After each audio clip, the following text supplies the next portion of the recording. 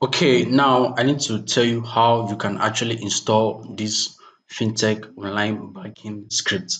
Okay, so to be able to do a full installation, first of all, you need to have your domain name, you need to have your hosting, and you can get your cPanel details when you purchase an hosting, and your cPanel details will follow the email they will send to you.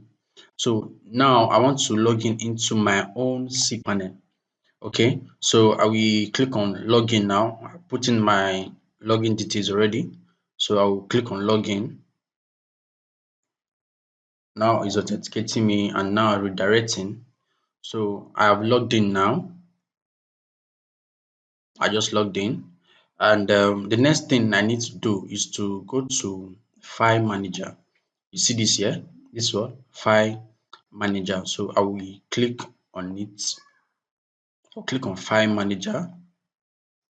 Now it's opening. File Manager is opening now.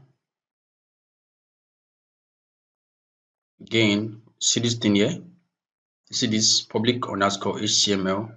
I will double click to go into it. And again, before you actually upload your files, you will come to settings here. You see these settings? I want you to tick this. Tick this show hidden files. You will tick it and click on save. So when that is done, you can click on what? Upload. Look at it here. Upload. Then you select your file. You go to where your zip file is. So this is my zip file now. I will select my zip file now. Got it here. I've selected it and I'll click on open. You can see now that the file is uploading. So it's uploading. Let's just give it time to upload. So when you see this green color here, it actually signifies that the file has been uploaded successfully. So all you have to do is you have to click on this here, go back here, click on it.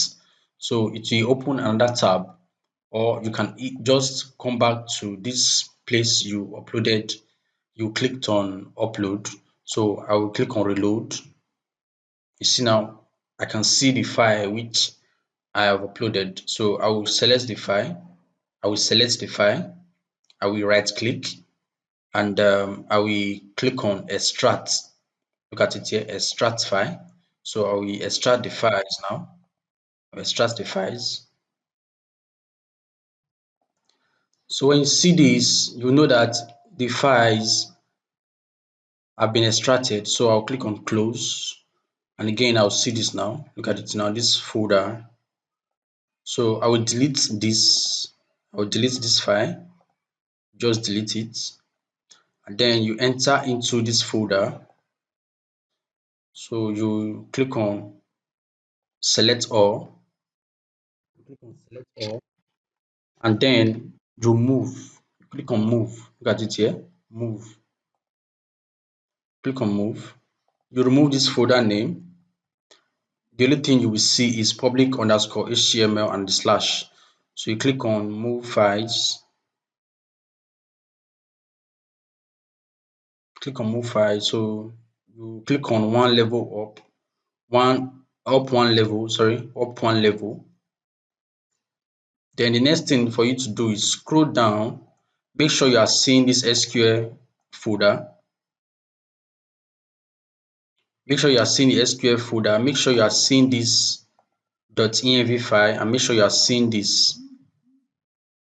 You get me? If you're not seeing it, if you're not seeing this, if you're not seeing this, go to the top here to show hidden files in case you missed it before.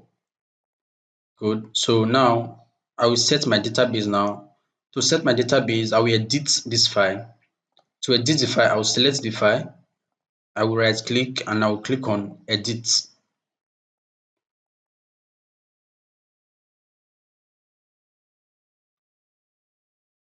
Okay, so this is where I will I'll set my database. So I'll go to this home page of the cPanel again.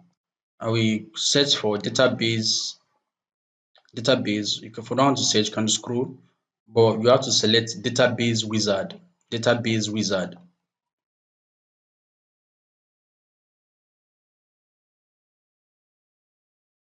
So what you do is you create a database. You can call it grand DB. Click on next step.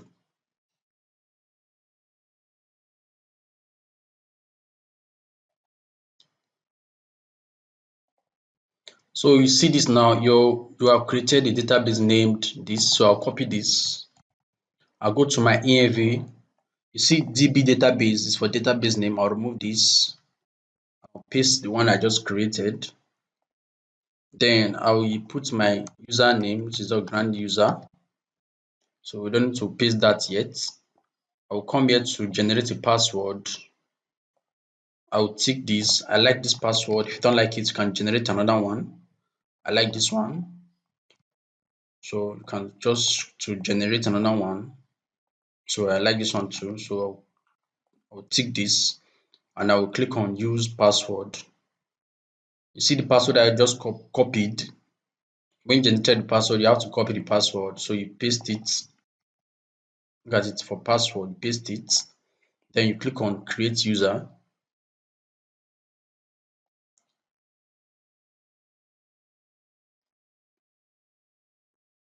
So now that the user has been created, I will copy the user, and I'll paste the user. So you click on what save changes. Then you come to the top here to put in your site link here. You put your site link. So put your site link. I put your what site name here, app name. Click on save again. Then go back to this page again. Go back and then tick this up privilege, tick it. Scroll and click on make changes.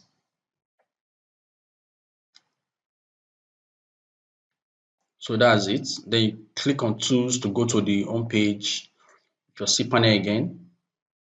The next thing you need to do is to search for phpMyAdmin. See, look at it here, phpMyAdmin. You click on it. So while this is opening, we go to our file manager again. We go to this place, this folder, SQL folder. We download this file, just select and right click, then download the folder, download it, then go back to phpMyAdmin, click on the database which you created, come to import, click on import, select the file which you just downloaded, the database file. This is it, and then click on what import.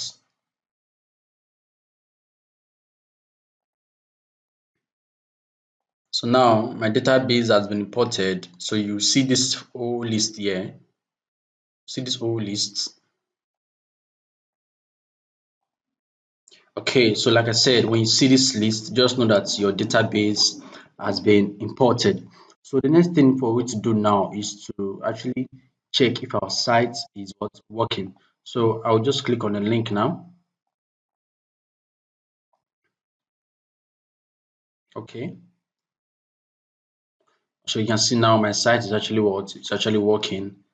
It's actually working. So if you want to get your details, all you have to do is come to your file manager again, scroll down. You see this file here, installation guide. So you will edit the file,